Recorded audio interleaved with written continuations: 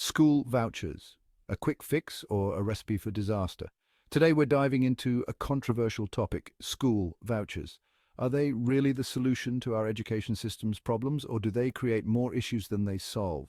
Proponents argue that vouchers empower parents and foster competition, leading to better educational outcomes. However, critics argue that vouchers undermine public education, exacerbate inequality, and lack accountability. Let's break it down.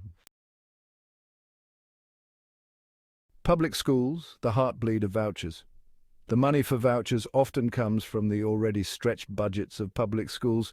Public school teacher, it's essentially robbing Peter to pay Paul, except Peter is an overworked teacher trying to educate 30 kids in a classroom designed for 20. Less funding for public schools means larger class sizes, fewer resources, and teachers working second jobs just to make ends meet. Public schools are not just about education, they're the beating hearts of their communities. When we starve them of resources, we're not just hurting the students, we're hurting entire communities. Equity and accessibility, the myth of the level playing field. Proponents of school vouchers love to tout them as the great equalizer, but it's about as realistic as a unicorn riding a Roomba to school. Low-income parent vouchers often don't cover the full cost of private school tuition, leaving low-income families scrambling to make up the difference. Even if a family can scrape together the extra cash, private schools can still choose who they let in. Vouchers, instead of leveling the playing field, end up creating a two-tiered system where the haves get ahead and the have-nots are left further behind.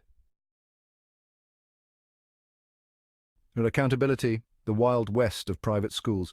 Public schools are subject to regular inspections, standardized testing, and have to meet certain criteria for teacher qualifications. Private schools, on the other hand, often operate with far less oversight. Without proper accountability, there's no guarantee that students are actually learning what they should be. This lack of accountability is not only bad for students, it's bad for taxpayers. When we're funneling public money to private institutions, we have a right to know that it's being used responsibly and effectively. Now, I'm not here to debate the merits of religious education, but here's the thing. The government shouldn't be in the business of funding it. Constitutional lawyer, when we use public funds for religious schools, we're essentially asking taxpayers to subsidize religious beliefs they may not agree with. This blurring of the lines between church and state is not just a theoretical concern, it's a constitutional one. Public money should serve the public good, not promote any particular religious agenda.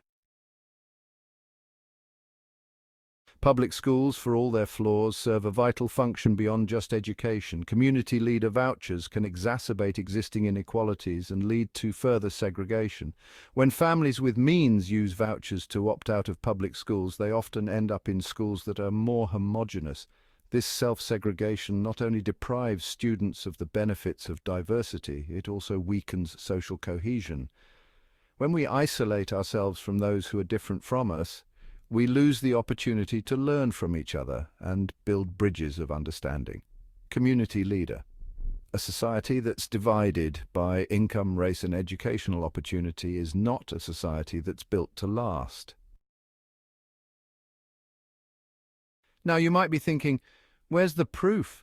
The research on school vouchers is about as clear as a glass of swamp water.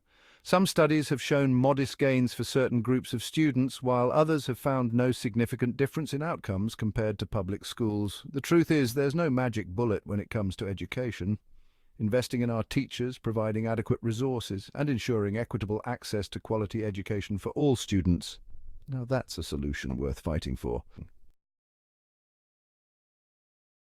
So while school vouchers might seem like a quick fix, the reality is far more complex. They can drain resources from public schools, exacerbate inequality, lack accountability, blur the lines between church and state, and even undermine social cohesion. Instead of looking for shortcuts, we need to invest in our public schools and address the systemic issues that are holding them back.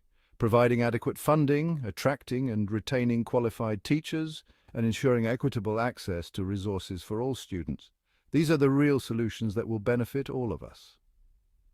Thanks for watching, and don't forget to like, share, and subscribe for more in-depth discussions on important issues.